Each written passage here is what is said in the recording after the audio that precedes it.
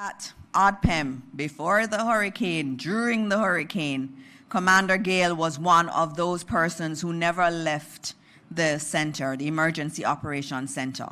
So he knows what has happened. He has been there supporting. He was there when the calls were coming in while the hurricane was affecting communities really, really in a significant way. And he was assisting with taking those calls, assisting in getting persons out to help those who were seeing flooded situations and were fearing flooding. So he's not someone that is new to this.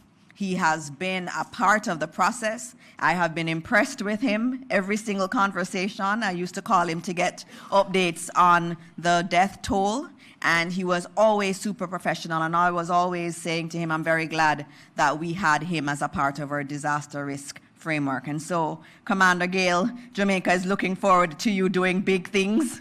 I will soon stop talking so that you will take over all these press briefings eventually and report to Jamaica. And that's the plan, is that he will have command of everything. And so most of the updates will be coming from him as he takes up his role. Commander Gale? No pressure. Ministers, permanent secretaries, agents, representatives, members of the media, the people of Jamaica both here and abroad, good morning. It is an honor this morning to address you in my new capacity as the Director General of the ODPEM. I am deeply aware of the trust that Jamaica has placed in my office to coordinate Jamaica's comprehensive disaster management response efforts and to ensure that the nation remains prepared, responsive, and resilient in this disaster and others to come. The passage of Hurricane Melissa has left significant damage across the parishes of Trelawney, St. James, Hanover, Westmoreland, and St. Elizabeth. The ODPEM has been coordinating a multinational, multi-agency response to the National Emergency Operations Center, which remains fully activated in the offices of the ODPEM. Local agencies, local ministries, the Jamaica Defense Force, Jamaica Constabulary Force, Jamaica Fire Brigade, National Works Agency, Jamaica Public Service or telecoms providers, other NGOs have all been inside the NEOC working for Jamaicans. This collaborative effort under our framework brings together these agencies to provide a comprehensive and effective response to this disaster. It also emphasizes the matter of collaboration and asset sharing to maximize the effects. I know today Jamaica has many questions, so it is my intent to take them squarely on the head today and address the pressing ones now. First and most importantly, we mourn those we've lost. The official number of confirmed fatalities pertinent to Hurricane Melissa now stands at 32. Our hearts are with the families and communities grieving those lost, and we are providing necessary support to them during this difficult time. Our initial damage assessment indicates that over some 120,000 buildings in Western Jamaica have lost their roofs. This directly impacts some 90,000 families. We are acutely aware that many communities are still marooned, cut off by flooding and landslides. I can report that through the efforts of the Jamaica Defense Force, the National Works Agency, the Jamaica Fire Brigade, and others, we've successfully re-established access to many of these communities. However, as of this morning, there is some indication that some 27 communities remain marooned, primarily in the difficult-to-reach areas of St. Elizabeth, St. James, and Trelawney. The ODPEM, alongside other local agencies, and with the assistance from our international partners, are making every effort to conclude on the initial damage assessment reports, the rapid needs assessment to determine the full extent of the damage across Jamaica. This will help the government to understand the needs as we prepare to transition to a recovery phase. A number of shelters have been closed as persons are returning to their communities, whilst the data from some shelters is limited due to communication challenges.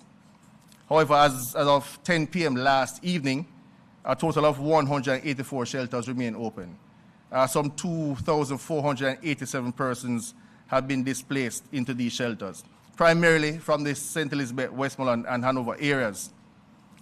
It is our commitment that no one will be forgotten, as the ODPEM is coordinating through the JDF and our international partners airlift, as well as dedicated ground teams to deliver food, water, medical supplies to these locations. We'll not stop until every single person who is affected is reached. A massive relief operation is in full swing. If the question on the minds is that, is help coming? The answer is yes. A unified team is carrying out this effort. Through the efforts of the ODPEM, the MLSS, the JDF, over some 36,000 food packages have been delivered. Thousands of hot meals, hygiene kits, tarpaulin, cases of water have been issued throughout the island. And more is coming. Through the JDF, with the support of the Ministry of Labour and Social Security, the private sector, the ODPEM has established under the JDF a large reception, staging, onward movement and integration operation to transport supplies to the final destination to the people who need it. We continue to clear significant amounts of humanitarian aid supplies at our airports and seaports successfully. International partners are on the ground with our teams. This is also a global effort, and we are deeply grateful to our international partners for the support thus far. As I close, I will indicate that if there's anyone out there who requires assistance or has critical information to share, please contact the ODPEM. Our teams are standing by 24/7 to respond. The ODPEM's National Emergency Operations Center, contact number 876-906-7668, 876-967-1105. Also toll-free access, 888-225-5637.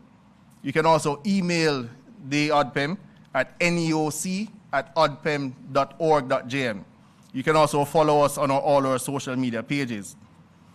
In closing, I want to reiterate that the ODPEM is running a 24-hour operation. Every agency of government is in lockstep. The private sector and our international partners are by our side. We are making progress every day in restoring power, telecommunications, water, clearing roads, and delivering aid. As the Director General, my message to you is this: we understand that these have been some challenging times, and we acknowledge the challenges faced. Please know that the ODPEM's response is one that is committed, coordinated, and determined. We are fully engaged in a comprehensive multi-agency effort across the island to provide effective relief and restore services whilst prioritizing the country's needs. We will persist until every Jamaican is met. Thank you, and may God bless Jamaica.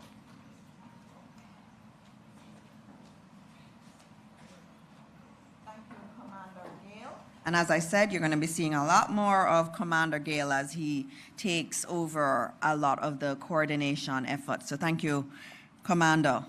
Up next, we're going to have, and as I said, I know the room is really, really super full. We'll try to get seats for everybody who wants seats. We want to get as quickly as possible through the updates. And so, ministers, asking you to help me to make those quick. I know we have cabinet and we need to leave some time for questions from the media. All right, Minister Vaz, everybody looks forward to your updates.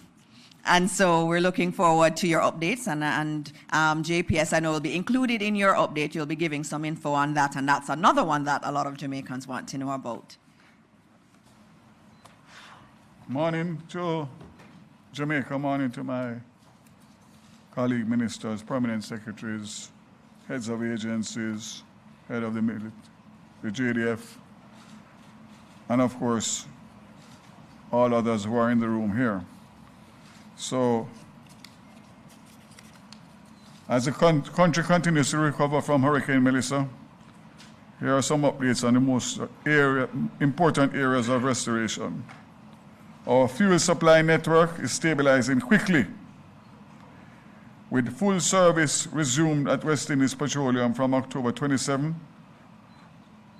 Most gas stations are opening back in the West, and I'm happy to say for those areas that are still not getting the regular service from the petrol stations, on Monday we have 10 mobile fuel stations that will go out to specific areas guided to me by the JDF and ODPEM that will be able to set up and operate on generators, and will also be able to sell kerosene, which is very, very important at this time.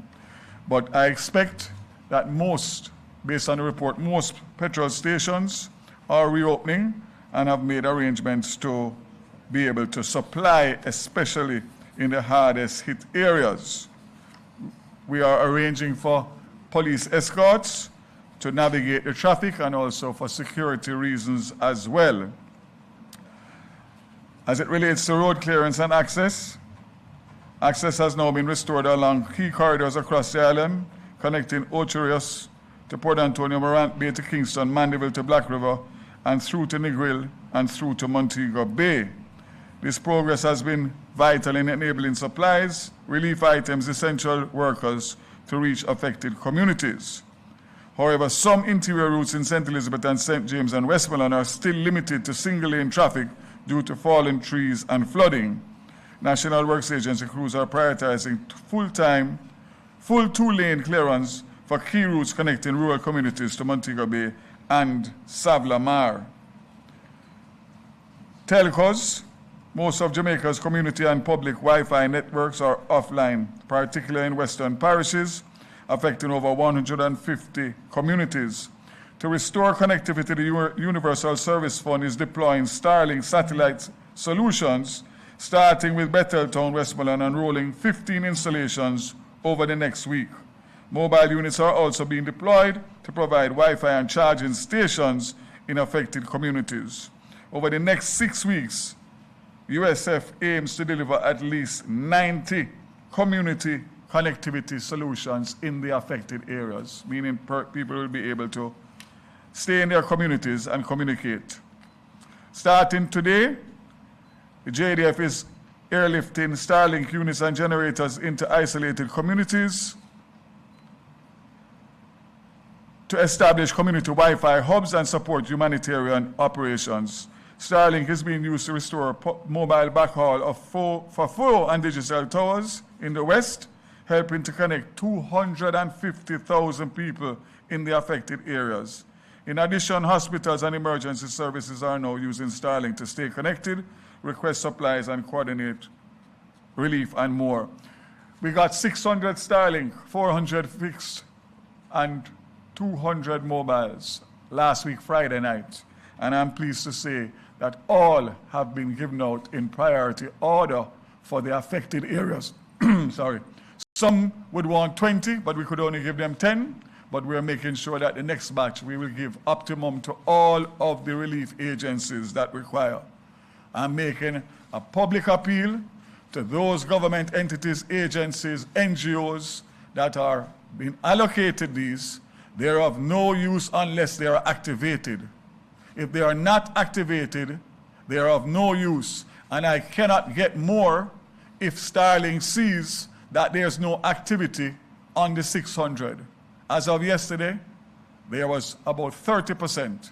So I'm calling on all heads of agencies, permanent secretaries, ministers, NGOs who have received these to please instruct for immediate installation and activation.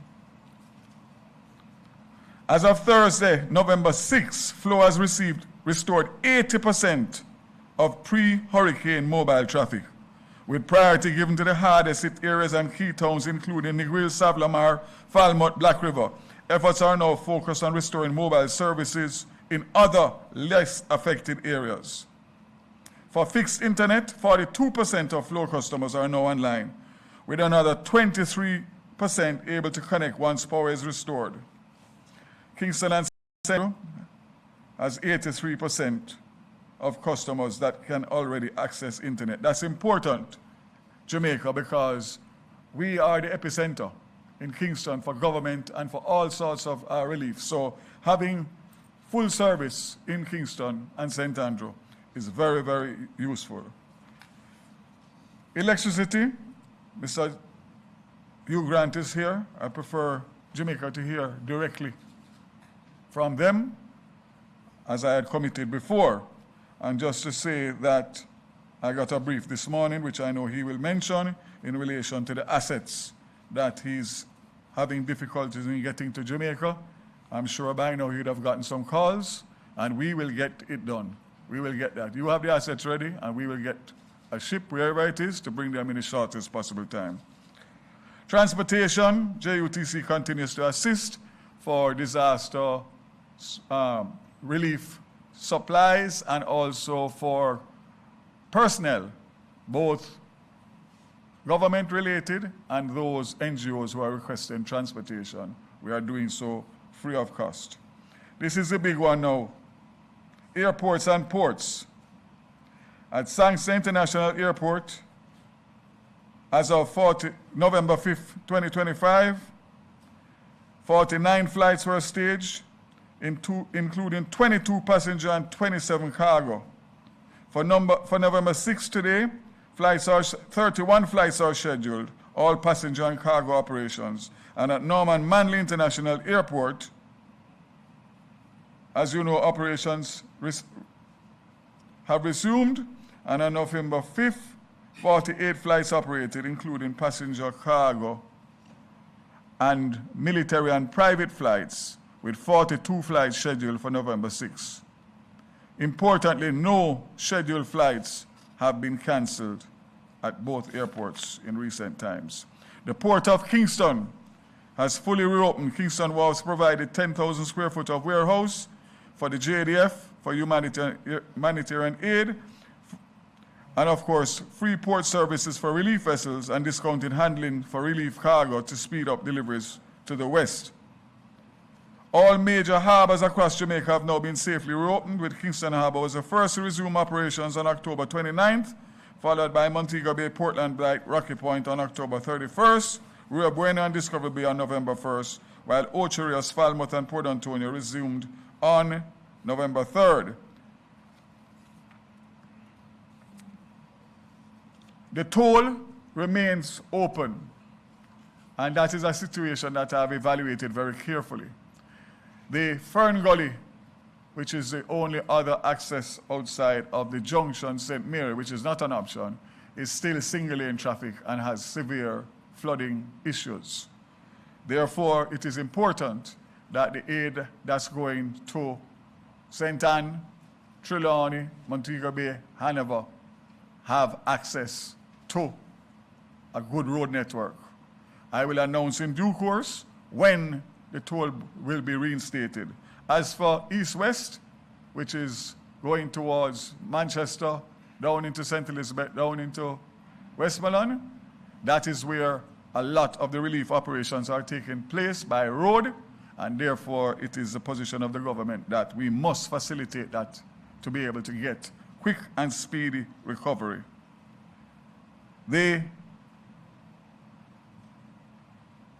I will close because everybody else will speak on the other matters that I would have normally spoken on. Just to say that in my discussions this morning at our 8:30 meeting, it has been confirmed that we have about 21 or 22 helicopter assets. And I have been confirmed by the JDF that that is sufficient to carry out the relief side of the operations. So we have no shortage of the assets in the air. What we are doing now in our second week is to streamline the relief operations in terms of the logistics. And we had an excellent meeting this morning that will continue. Private sector is working tirelessly with the government, international agencies. I'm sure that you will hear from ODPEM obviously on some changes that have been made not only in management, but in also systems and structures. And to say that I'm very happy to see former UK High Commissioner Asif Ahmad here, who has come this morning in his Jamaica tie to help and work with the private sector and ODPEM to give us some of his well-needed experience. Congratulations on the appointment, sir, and I look forward to working closely with you in the days, weeks, and years, months, and years to come to rebuild Jamaica bigger and better. God bless Jamaica. Thank you, Minister.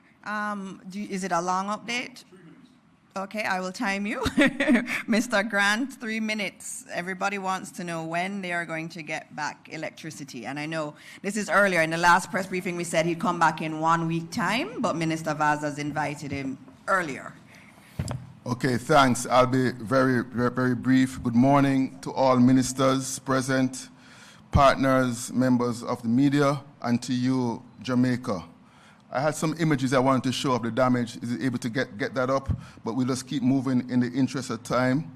So we have been making significant progress in regards to our overall restoration. Right after the passage of Hurricane Melissa, we had in the order of 23% of customers in. To date, we have over 55% of customers in service. That's over 380,000 customers.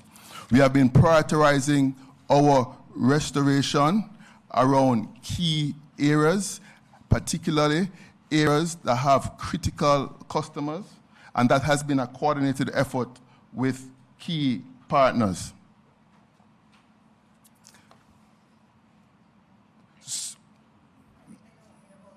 Okay, got it. Thank you. Particularly with key partners. So if you think about how are we doing so far, I want to break the island up into, say, 5 categories in regards to our restoration. So in the parishes of St. Mary and St. Anne, we continue to make progress there. But if you think about the analogy of, say, a river, whereby you have a source with a generator, and then that source has a main channel, which is a river. That's a main stream. That main channel then goes to a substation, that's a reservoir. That reservoir then goes ahead and feeds streams and creeks. Those are the distribution lines that you see on the road, and then those streams and creeks then goes ahead and feed your home. What happened as a result of Beryl is that main river, of Melissa, that main river ran dry, whereby significant damage on that infrastructure. So as a result, we're focusing our efforts on restoring that particular main river. So if you look here at some of the damages that you may see, this is what it looks like in terms of the damage across the island. Significant damage. During Beryl, we did not see this type of extensive damage. So we focused on establishing, during Beryl, we did not see that extensive damage. So during now, with Melissa, we focused on restoring that main river. And we have been making progress. At the start, we had over 75% of that main river dry. Right now, we have more than 25% restored, so less than 50% is dry. But we got to get that river up in order to supply many of the key areas. So where is it that we have that main river dry? It's dry in areas out in the western part of the island. So you think about Hanover, St. James, also the midsection, St. Elizabeth. Those areas, the river is dry. So we focused on that. But I have good news for you. We were able to start one of our engines, generators in that western area. That's up and running and prepared to start supplying a source once we're able to establish that main river, which is good news. So we continue to make progress there. So as we think about, this clicker is not working or responding. Okay, here we go. That's the Bogue power plant that you see there, that's up and running out west. It's a bit slow, but as we move through the various groups, right? So St. Mary and St. Anne, we're making good progress there. Assessment is going well. Critical facilities, we have our eyes on Port Maria Hospital, St. Anne's Hospital, and town centers, and we will get to you. As we move on from St. Anne, we're now in the areas of Portland, Clarendon, and Manchester. The good news is we have restored more than 60% of Portland, more than 65% of Clarendon, more than 40% of Manchester. We continue to assess, and we're moving forward in those areas whereby in a matter of weeks, we're looking to have greater restoration in those particular areas. As I mentioned before, in the areas of Trelawney, Westmoreland, St. Elizabeth, and Hanover, there is no river. So the key there is to establish that river. Once we establish that river, we already have the source, which is the supply out west in Bogue, and then we can start providing that needed power. We currently operate in the island in 2 separate systems, one out west and one out east, in order to facilitate more timely restoration as we go ahead and as we move forward. I just want to touch on the parish of St. James, whereby there's also very severely damaged. But we also recognize that's a major economic center for the country. So we continue to work through plans to facilitate safe and timely restoration of the St. James and in particular Montego Bay. So we have the generation there. We're now working to establish that main river. After we establish that main river, which is severely damaged, we'll then continue to establish the streams and the creeks and get power to the key economic centers, to hospitals, to the water pumps and other critical facilities. So we continue to make progress and we continue to really work it to ensure that we can go ahead and establish that main river. So as we continue to focus on the restoration, one of the key things are our critical sites.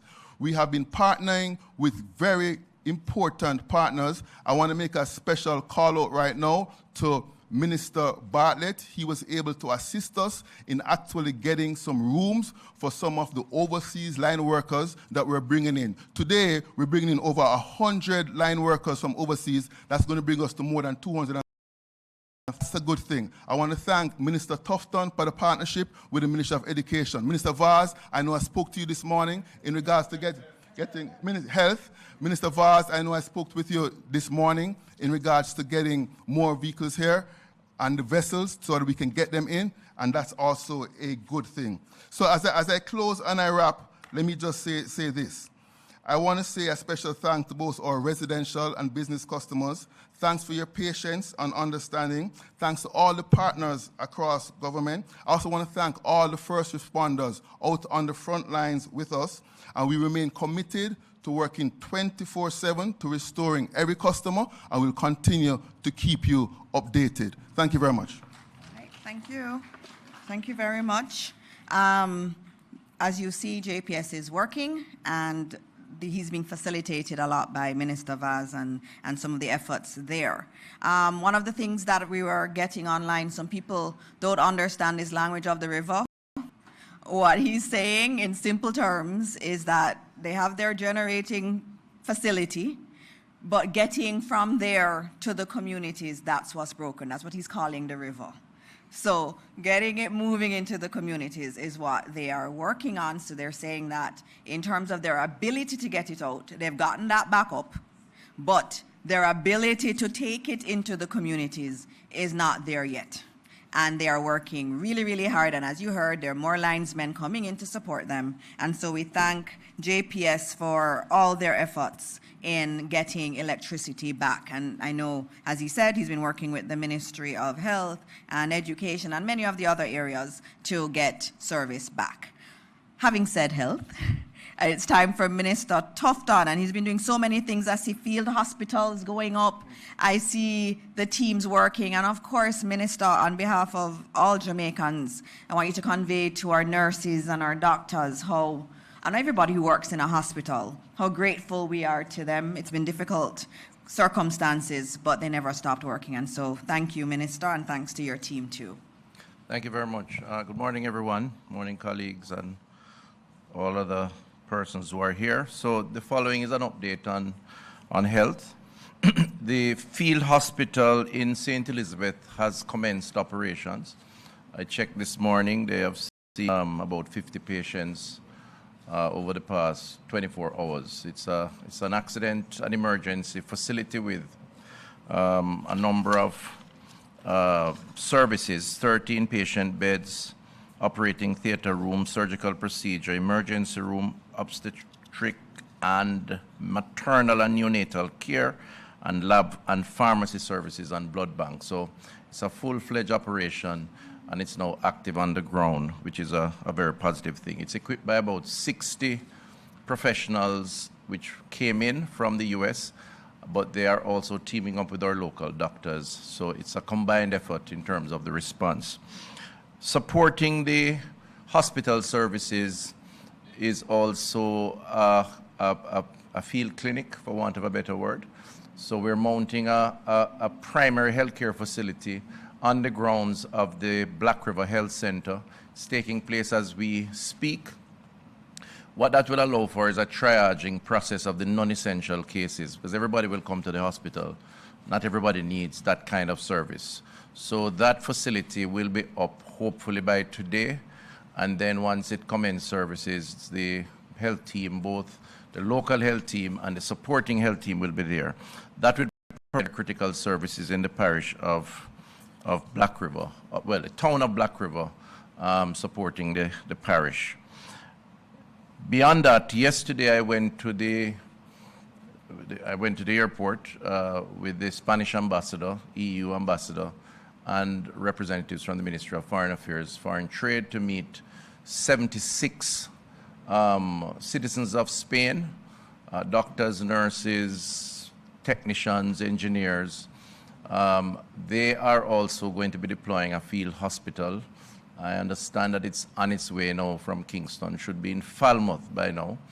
And we're hoping over the next couple of days, a second full-fledged field hospital will be mounted in Falmouth with all the services of emergency care, surgery, pediatrics, traumatology, physiotherapy, psychology, general anesthetic services, radiology services, lab pharmacy, sterilization, and so on. So a full-fledged facility, the second field hospital.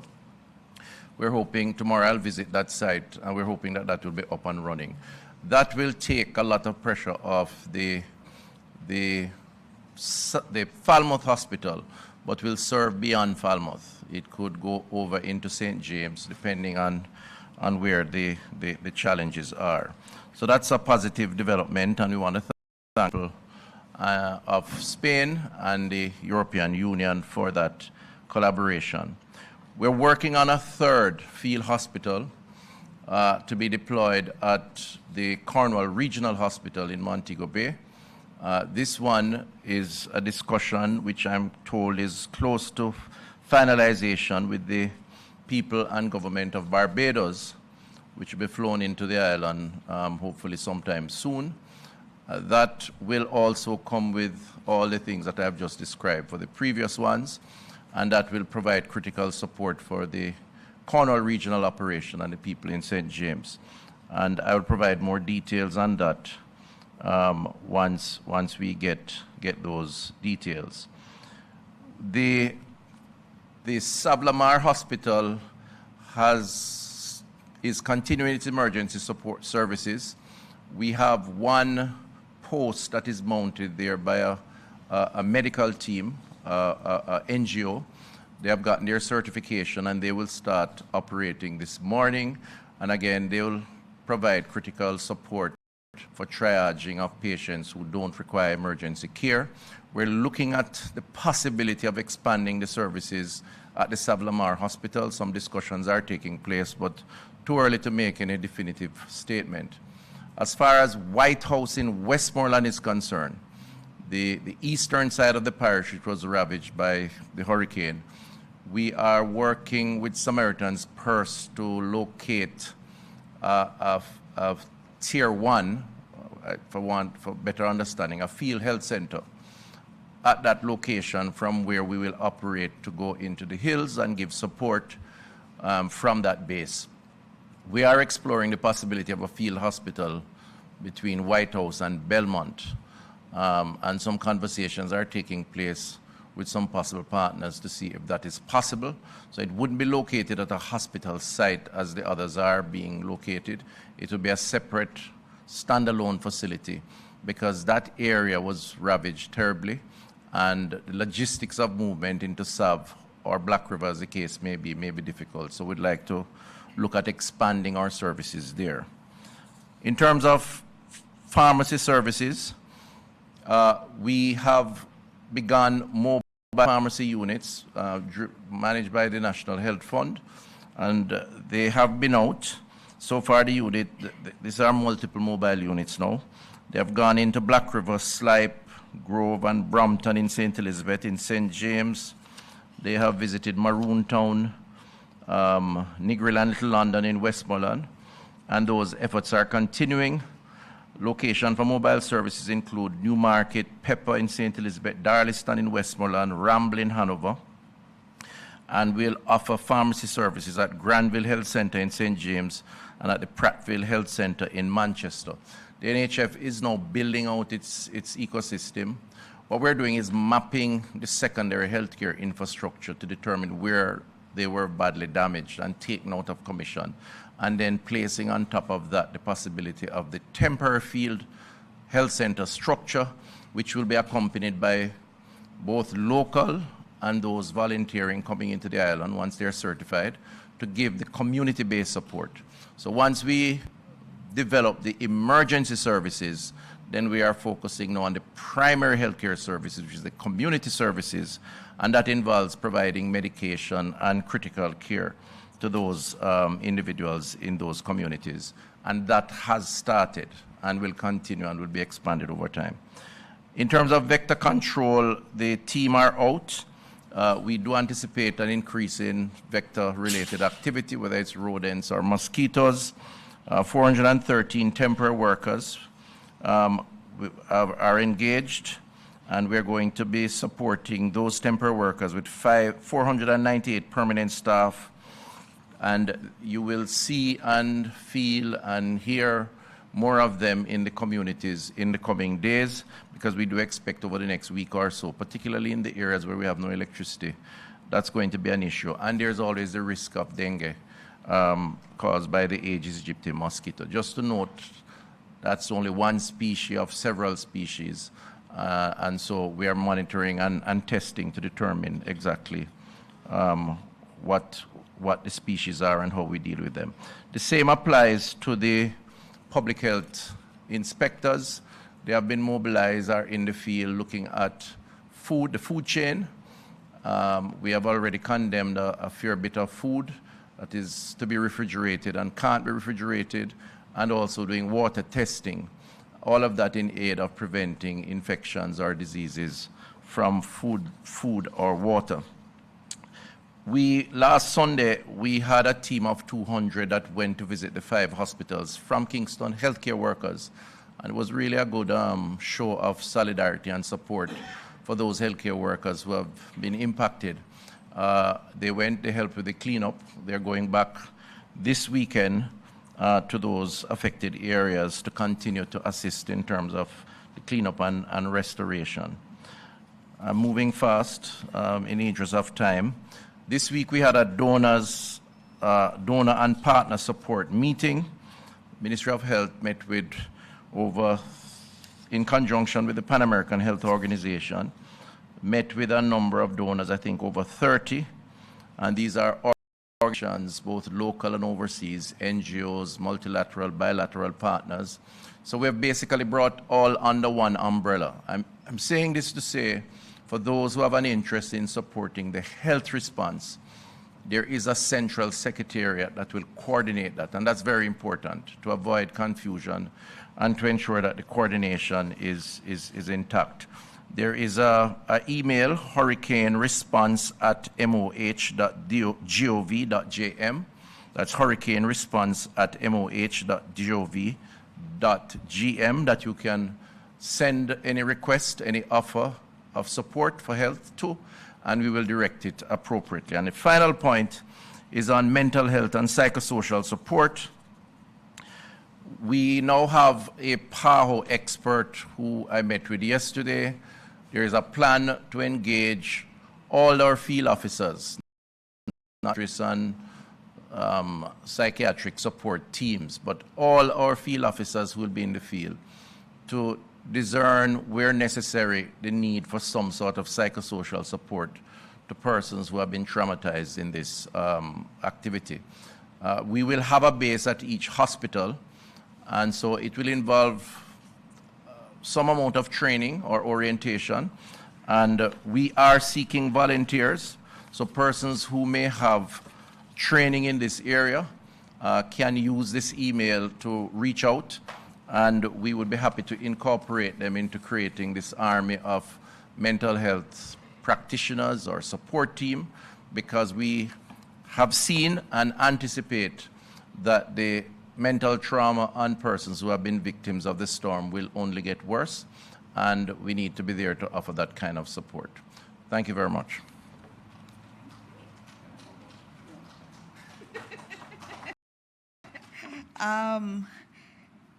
Minister wanted to know if you can go to cabinet now and leave me. No, you're gonna go over with me, but if you have to go, you can go. We do have one more presentation this morning, and just note, we have other ministers who are here, other individuals are here that can take questions. If you're here, it means you can take a question. And so we have the Chief of Defense Staff here, we have our Minister of Labor and Social Security here also that can take questions. JPS, there's some questions for you in the chat. They want some timelines, so I'm giving you a precursor to the question that's in the chat rooms. And so now we have a man who has agreed to not just be senator, but also to help the private sector to work more closely with government, and that's very important. When we're in a crisis, it's a crisis for all of Jamaica. And I think I want to thank the private sector, especially for you being here today. It does show that you are standing with the government, you are committed to making things better for all Jamaicans wherever you can. And we have to say thank you. And Senator Duncan has been working very closely, and everybody in the private sector has been doing what they can to help. And so, Keith Duncan, you're next. Good morning, everyone. Morning. So, as chair of this private sector task force, firstly, I would like to just acknowledge that since the passage of this devastating Category 5 Melissa, we have to acknowledge the pain and suffering that as Jamaicans have experienced. That and is real pain, real suffering. We have lost loved ones.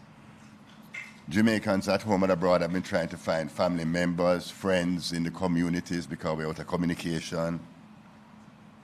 Thousands and thousands have lost their homes, their businesses, their income.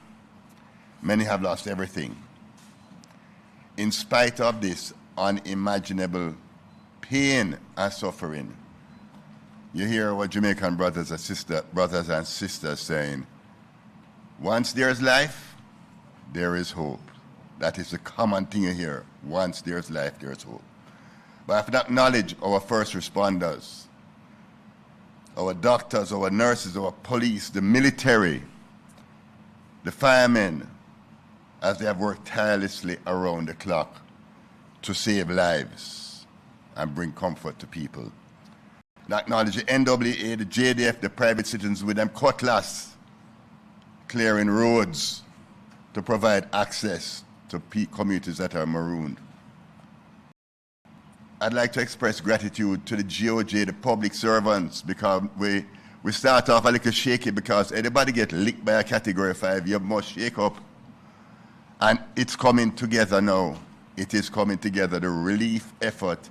It is coming together, and the relief and recovery effort that I'm speaking to. It is taking shape, and it's moving in the right direction. But we have a taskmaster by the name of the Honorable Minister Daryl Vaz. This guy don't stop. He keeps us on task. We try and bring a little structure to it, and then him keep us going again, and we have to catch up again. So I'd like to acknowledge this man, ladies and gentlemen, for his efforts round the clock. Thank you very much, sir. Respect is due. We have to thank the international community for how they have responded also, with all the support that they're bringing in. I was at a meeting last night with the PS and many others. There were over 100 international people at that meeting, and they are slowly pulling their thing together into a structured manner. It's OCHA. And we will be working, trying to integrate our efforts to work closely, because if we synergize, we get better results and greater impact.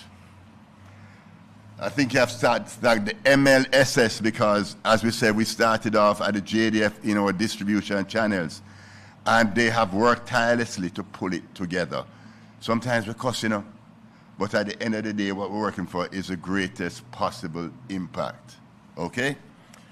The private sector now, we have been working in several areas. First area is we have to support the JDF in their build out of the hub and spoke that the Prime Minister spoke to in terms of the relief distribution aid. Providing logistics support, warehouse space, we have provided warehouse space, we have provided equipment, trucking, transportation, as they build out this multi-purpose distribution model across Jamaica. As I said, we're mobilizing for access, chainsaws. We're bringing in chainsaws because we don't have enough chainsaws and there are no more chainsaws in Jamaica. Earth-moving equipment to open up roads and access to the maroon communities. The private sector groupings under the leadership of Mitra Siaga, Catherine Silveira, and Emile Leiber have set up an emergency operations center with the help of Lisa Suarez-Lewis to coordinate the efforts to, one, as a primary objective, to get businesses back up and running and economic activity going. So working in tandem with everybody who is out there doing the work and clearing roads, getting light back in, getting water back in, the private sector is toe-to-toe working that through. And I'd like to acknowledge the leadership of the private sector who is here, Mr. Mitra Siaga. We also have worked out the supply chain, and that has been in terms of the relief, food, the water, the shelter, the building supplies. That's a supply chain thing that we're working through with the MLSS, who is in charge of procurement. We have, as I said, we have established a National Emergency Operations Center within the private sector, and that is and it is a coordinated effort at the private sector. The PSOJ, JME, and the JCC have joined forces to establish a tax-free donation fund along with the Council of Voluntary Social Services to purchase care packages on behalf of for our brothers and sisters who are in these communities. Volunteerism is also important. We just want to thank the volunteers and ladies and gentlemen, want to please stand for the arrival of the Prime Minister of Jamaica, Dr. the Most Honorable Andrew Holness. Morning, everyone. Morning. Morning, PM. And you can continue. You can finish up. Honorable PM, welcome, sir. But, so I'm saying, it's not an easy road, and it will not be an easy road. The private sector, under the leadership of the Jamaica Chamber of Commerce, the PSOJ, the JMEA, the parish associations, MSMEs, the small and medium enterprises, we are fully activated, working collaboratively with the government, and our NGOs, and our international partners to save lives, restore livelihoods, rebuild our economy, and construct a stronger, more resilient Jamaica. As the Jamaican people say, where there's life, there is hope. Thank you very much. Thank you very much, Keith, and thank you to all of the members of for your support. It is very much appreciated. As I said, all hands on deck across the country. And now we are going to be hearing from someone who wasn't on the flyer, but who is really leading us all and has been working non-stop to coordinate all of us, especially as cabinet ministers. And so I ask you to welcome our Prime Minister, Dr. the Most Honorable Andrew Holness. Thank you, Minister. Good morning, Jamaica. We are officially out of the preparation phase. We have done well in the preparation phase. But even the best laid plans would be laid to waste in a Category 5 hurricane. It's as if you have gotten a knockout blow and you are trying to reconstitute, get yourself up off the mat to say, what do I do next? And that was kind of like the impact of Hurricane Melissa. So in the initial phases of the relief phase, it was almost as if it were a scramble. What is the relief phase? The relief phase is that period of time when the authorities of the government, the civil society, private sector, and others seek to mobilize relief for those who are most impacted. What is that kind of relief we're talking about?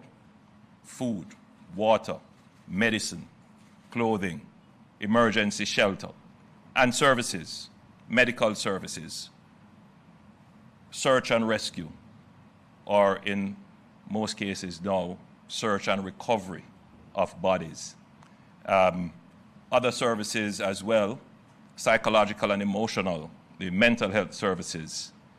And in our case, the desperate effort to restore some form of connectivity.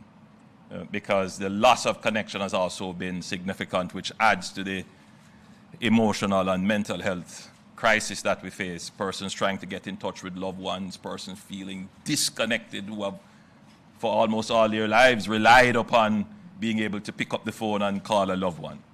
So in the initial few days, there was a scramble.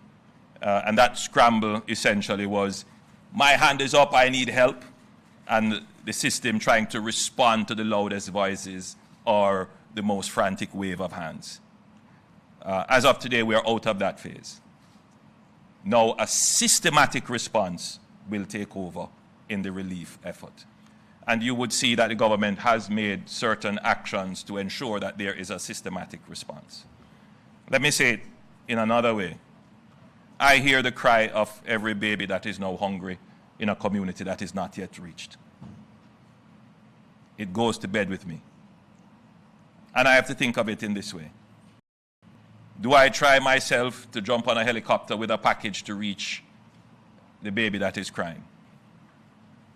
Or do I try to develop a system to get more helicopters in, to get more packages put together, to get more supplies in, to get more support to be able to reach those babies that are crying? While at the same time saying, Keith and Darrell and Minister Tufton, get out there in the scramble. And so that is what you have been seeing. People individually going out there trying to relieve the human suffering. But that is not a sustainable response.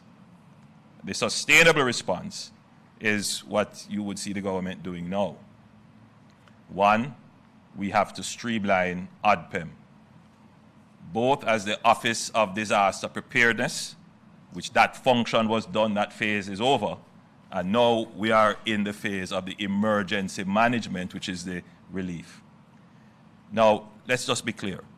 The government can't stand up ODPEM with its own parallel structure of having all the people that would be necessary to pack the relief items, to load the trucks, to move the trucks to where they have to be stored, to clear the roads, all those little minor functions that make the big service works, and keep them and pay them throughout the year for every year, even when there is no disaster. Where that capability exists is in the JDF. It is a multifunctional capability. And so we have to, and at this point, I do commend the JDF and of course the JCF as well. The JDF is the repository of the logistics and engineering capabilities of the government. And in hindsight, as I reflect on how we have executed policy, not many Jamaicans would know this, but in the last 10 years of my administration, we have invested heavily in the JDF. In fact, we have doubled the size of the JDF, both in terms of men and women, material, equipment, and technology. We made an investment a few years ago in expanding our fleet of helicopters, expanding our offshore patrol vessels, expanding our radars, expanding our communications, increasing the number of bushmasters, and expanding the number of units that are in the JDF. Today, it is paying off. The logistical capability of the JDF is probably best in class in the region. And that is what is giving us now the horsepower to be able to deal with a Category 5 level disaster. So the JDF gives the legs and arms to the management functions of the emergency. So it makes sense that there is seamless coordination between the JDF and ODPEM. And therefore, you would recognize the movement of ODPEM to OPM, where the JDF is already under the portfolio of the Office of the Prime Minister. The administration of the JDF as well, which was formerly under National Security, will also move to the Office of the Prime Minister. And we have appointed someone to now head the JDF, the ODPEM, seconded from the JDF. So we expect that there will be seamless operations. Why is this so? In the relief phase, there may be a sense that we will do this for a few weeks. I want to just bring everybody's mind to the reality that this will be a few months operation. And that the country needs to understand this. We have relief entities here. Some of them are capable of carrying out long-term relief. But most of them are not capable to carry out long-term relief and will take up stumps and leave the theater of operations after a few weeks. So the government has to have that base capability to be able to sustain the relief effort for a long period of time. And that is what I have been working on to ensure that your government has that staying capability to bring relief to 6 parishes and other divisions and constituencies in other parishes that are impacted. We don't have the exact number of persons who are impacted, but we can estimate that it would be somewhere in the region of about 600,000 persons. Now think of it. We have never had a sustained operational capability to bring constant relief effort to 600,000 persons and what that requires. So the planning that has to go into that for the logistics and management takes some time. In our case, only a few days before we can stand it up so that we can reach every crying baby who is hungry. So Commander Gale has been tasked. The CDS already knows what her task is. They will be working together seamlessly under the administrative leadership of the Permanent Secretary in the Office of the Prime Minister, former Chief of Defense Staff, Rocky Mead. That, however, needs to be augmented by best-in-class international support, and you can't get better than the United Nations. Last week, Sunday, I had a call with the UN Secretary General. The UN Secretary General is a friend of Jamaica. He has visited me a few times. We're always working closely together on climate change, on financing for development, and he does have a special place in his heart for Jamaica. And I said to him, what we needed was the best-in-class logistics capabilities.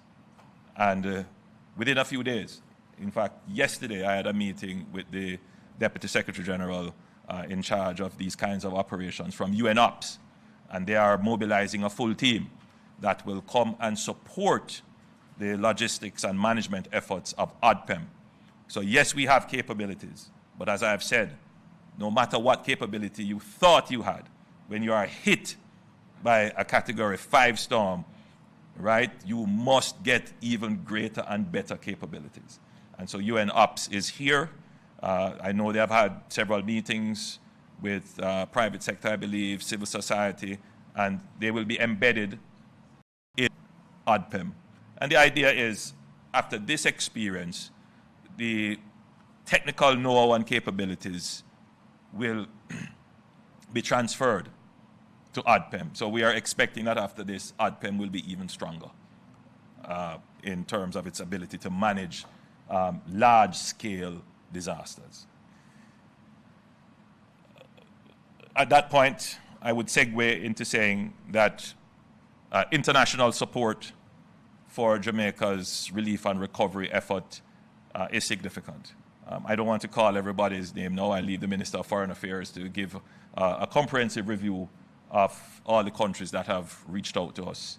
And I've had direct conversations with several world leaders about how they can help. The relief effort is obviously being supported, but the conversations have moved past the relief stage now, where we're talking about recovery, and that's where I am engaging several world leaders as to how they can play a role in the recovery from the disaster. You would have heard me say in the presentation to Parliament that the damage could be anywhere from 6 to 7 billion US dollars. That is a conservative estimate. I have seen one economist saying something much more. I don't want to be alarmist. But we are going through the process of trying to assess the damage. But it is one thing to lose the physical assets of production, which, by the way, if you were to compare the disaster of COVID to this disaster, we didn't lose any productive asset. In this one, we have lost productive assets. We have lost farms. We have lost businesses. We have lost schools. And we have to go and rebuild them. You have to put on top of that what it is going to cost to sustain the relief phase. What it's going to cost us for debris management. Major part of the operations. What it is going to cost us to sustain the food packages. There's a notion that we're getting a lot of aid and that will carry you through. That will carry you for a couple of weeks, if so many. We are going to have to put the budgetary allocation to carry the relief effort, and that is going to be significant. Then there is the cleanup operation, which is a quite separate operation from debris management. Because once you move away the debris that is the initial debris from the storm, then now you have to go and figure out to clear roads, to move all the debris of houses that have been blown down, and everybody will soon start putting their old beds and couches and old fridge and everything you're going to see start to pile up. So which is why we have indicated that we will have a national cleanup week. It might very well stretch into months because the level of debris is significant. How that is going to be disposed of and the cost of that, that is something we will have to address. And then we have to figure out now the parallel systems to get people back into school, to get hospitals up and running, to get businesses running. All of those come with a cost that we will have to foot. So in addition to losing your productive capacity, you now have to take on expenditure that you did not budget for. So the 6 to 7 or $8 billion, that's just what we have lost. What we have to spend additionally, we are in that process now of totaling it up to see what it comes. Then the recovery phase, all of that.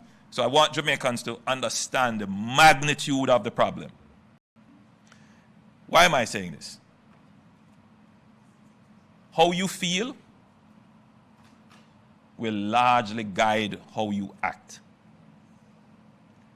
And there are a lot of people out there who are deliberately creating misinformation. And my job is to give you the correct information. If you choose not to listen to it, that's your business. But at least the correct information must be out there.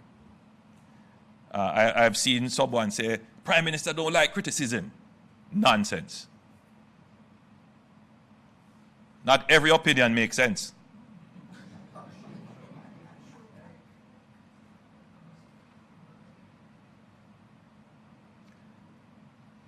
I am not one who fears criticism, but there are people who fear me when I respond to them.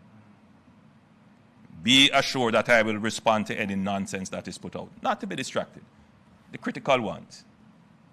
Because managing information is also an important part of the disaster management. If you allow people to cast your nation into despair and grief,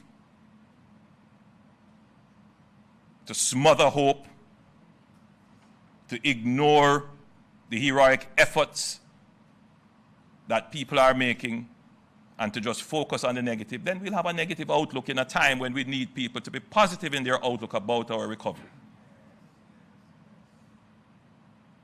So I ask all Jamaicans of good mind and goodwill to stand up to those who are seeking to become popular on negativity. Outside of that, there has to be a critical focus on the re-establishment of normalcy. Now, even though we have broken up the emergency management into phases, it doesn't mean that everything happens sequentially, that you have to come out of the planning phase before you enter the relief phase, before you go into recovery. And no, what we're trying to do is do everything almost simultaneously. So even though we are in the relief phase, we are already planning the recovery phase. And a part of that is to restore normalcy. We want normalcy in electricity, normalcy in telecommunications, get the roads back up and running. That's, one indication of normalcy. But an important part of normalcy is to get commerce up and running. Now, as I toured through Jamaica, and I intend to go and visit some more of the areas that are hit, but I had to break that to make sure that the organization and strategy and policy is effective. What is clear is that local commerce has been badly hit. The local shops are closed. The local pharmacies are closed. Markets are closed. We need to get those stood up. The private sector has a role to play in that, and I see where they have started. Getting the gas stations open, ensuring that the large distributors are open, the large supermarkets and wholesales are open, especially in the urban areas. I like that. But I also want the small shop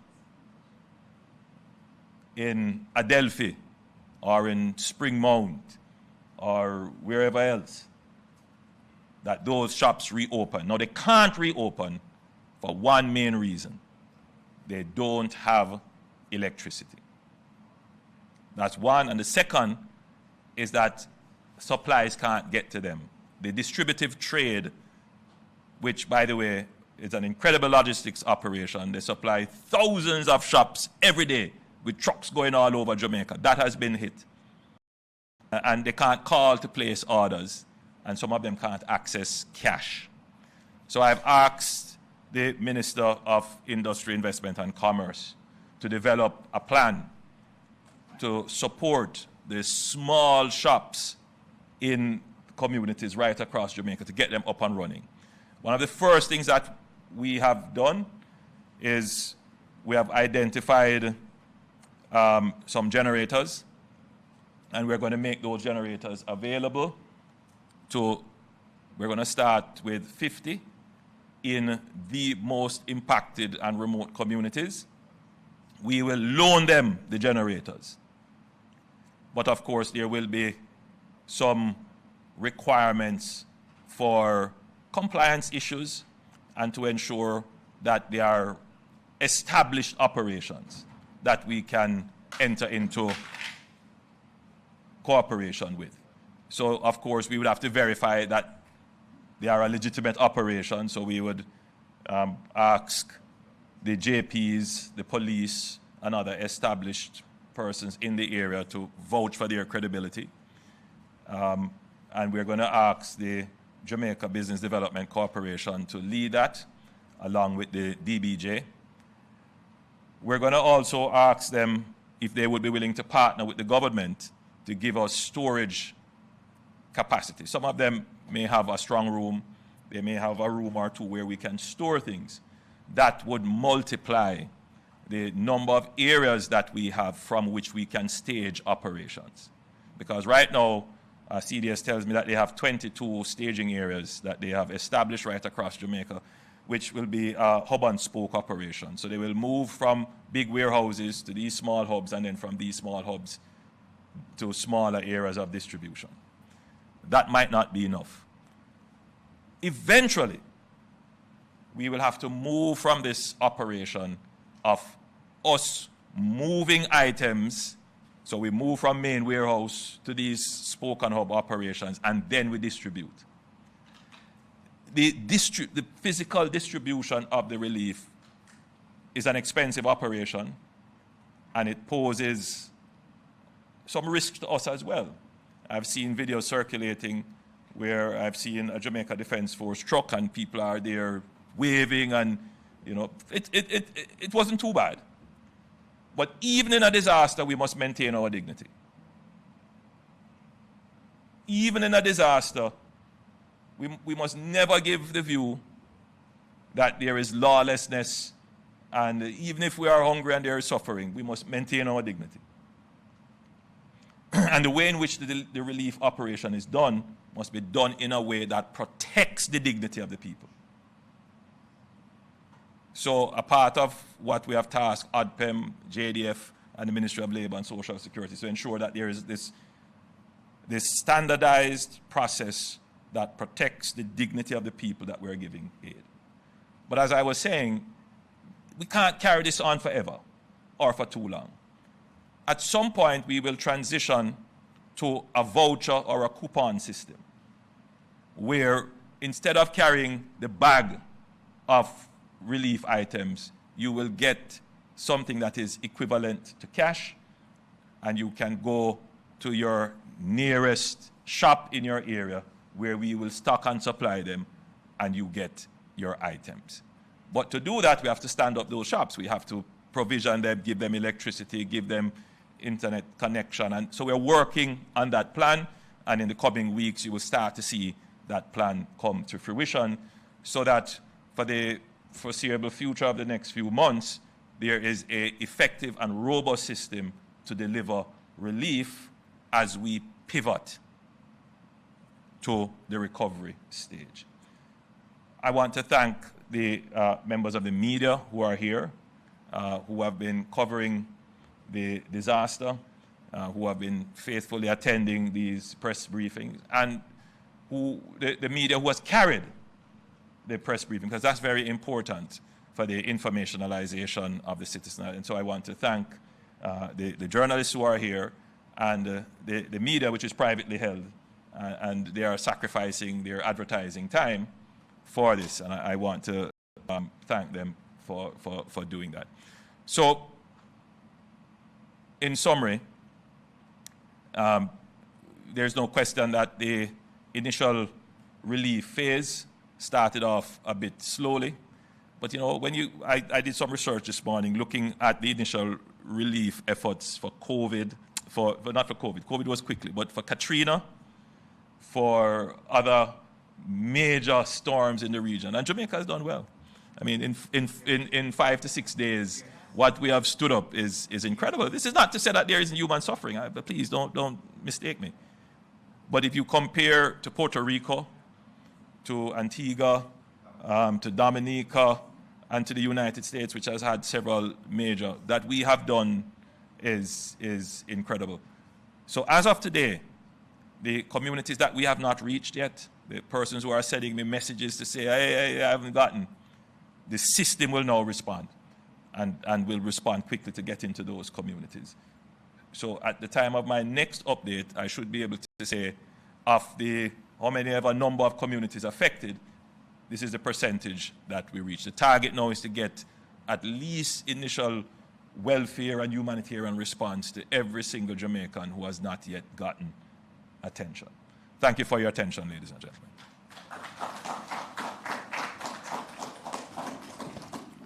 Thank you, Prime Minister. And I think there was just one thing I needed to give. I know when Minister Tufton was speaking, he had given an email address. Let me give you the email address to use. It's health-hurricane-response@moh.gov.jm. So that's health-hurricane-response@moh.gov.jm. Now we're going to be opening up for some questions. I should note that our ministers of state are here. There is Mackenzie, Minister Morgan. I'm trying to go around. There are a lot of people in the room. I'm just acknowledging all of you. And we have cabinet, so let's go quickly